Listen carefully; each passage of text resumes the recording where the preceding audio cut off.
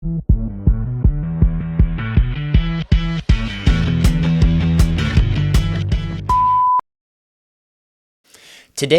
I'm teaching you about firefighters and foam. If you've ever seen a video on the news of firefighters working at a structure fire, perhaps you've seen foam everywhere, foam coming out the windows, on the grass. You're like, what's going on here? Don't firefighters just use hoses to put out the fire? Don't we just use water as our primary extinguishing agent? And yes, that is the case, that we do primarily extinguish fires using hoses, but we can also use special firefighting foam to enhance the effectiveness of our hose streams. And like always, it comes down to fire behavior and fire science as to why this works. There are actually two main types of foam used by firefighters, but the fires that they are used on are actually very different from each other. So if this is the first video you've ever seen of someone explaining what is actually going on when firefighters use foam, consider subscribing so that we can continue to provide fascinating insight into the world and to the work of firefighters. As we've discussed, three critical components are necessary for fire to burn. You need fuel, you need oxygen, and you need a heat source. If you get these three in the proper proportions at the proper time, you get fire. So when we apply water to a structure fire, what we are doing is we are removing that heat component. So without the heat, the material stops that pyrolysis process, which means breaking down from that solid form to that gaseous state, which can then burn, and the fire goes out.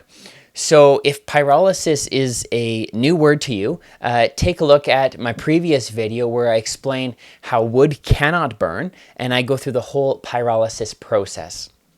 Now, before we can get into the two types of firefighting foam and how they are used differently, both in a scientific and in a tactical way on the fire ground, we need to first understand the different classifications of fire itself. If you didn't know that there are different classifications of fire, give this video a like to show the YouTubes that you find this content interesting and informative. So in firefighting, we distinguish classifications of fire based on what material is burning. So Class A, as in alpha, Class A fires are ordinary combustibles such as wood or paper or furniture or grass or something like that. Class B fires are flammable liquids such as gasoline. Class C fires are energized electrical equipment. Let's say an appliance catches on fire while it is plugged into the wall. Class D fires are flammable metals such as magnesium. Silly Volkswagen, who uses magnesium. I'm just kidding. It's not only Volkswagen. Lots of car manufacturers use magnesium in their cars, but magnesium is a flammable metal.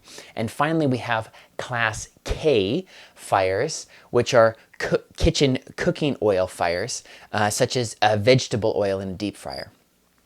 So, as I'm sure you can see, the physical, chemical, and energy properties of these materials are very different from each other. So, of course, we need to consider that when we are going to extinguish a fire.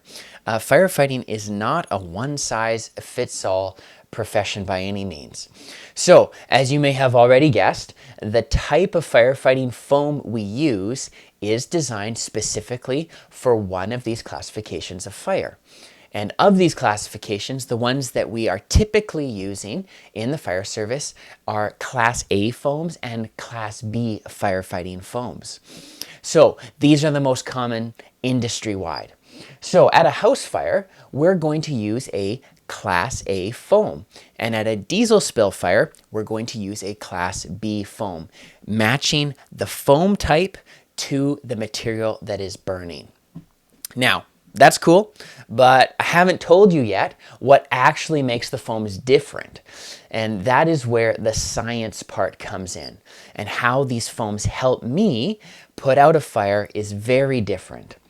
So, if we have a Class A fire, ordinary combustibles, we extinguish that fire by reducing the heat, by stopping the pyrolysis process, and hence putting the fire out.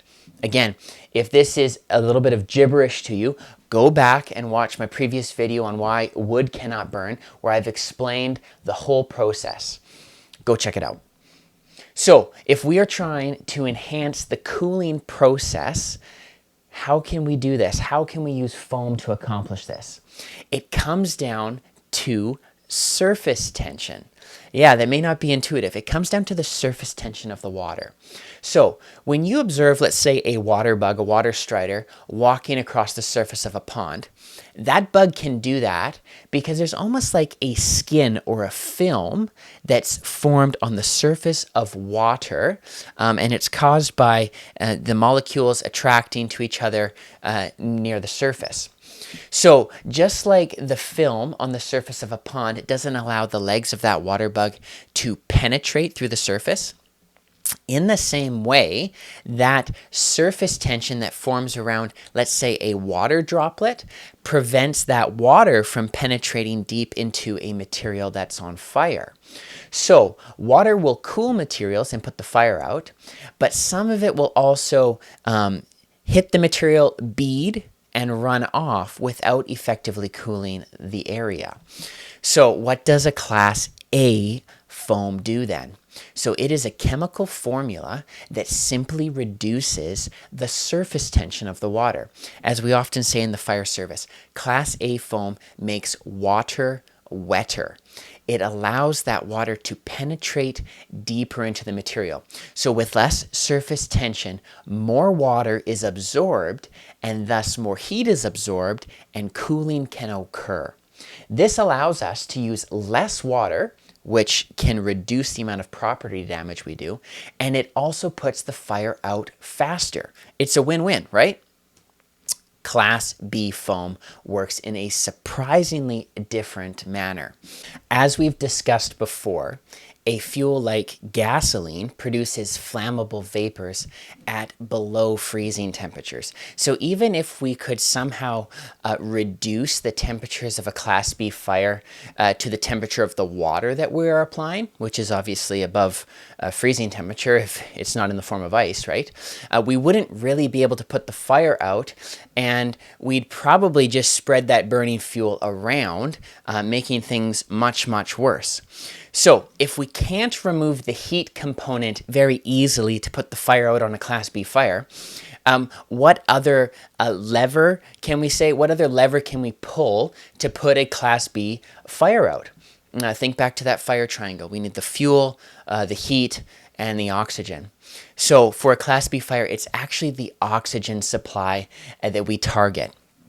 You can already see how different this is going to be from a Class A foam. So instead of reducing surface tension, Class B foam actually creates a bubbly blanket on top of the fuel to seal off the burning fuel from the oxygen that is in the atmosphere. Essentially what you're doing is you are suffocating that fire until it extinguishes itself. So for Class B foam to be maximally effective, we want to cover the entire surface of that burning liquid with a nice thick layer of fluffy foam so that no oxygen can penetrate and can feed that fire. And that's it. Firefighters use a special foam in conjunction with our hose streams to either increase the absorption properties of water by reducing that surface tension in a Class A fire or in a Class A foam, or to cut off the oxygen through that thick blanket of bubbly foam for a Class B fire. If you learned something, let me know in the comments.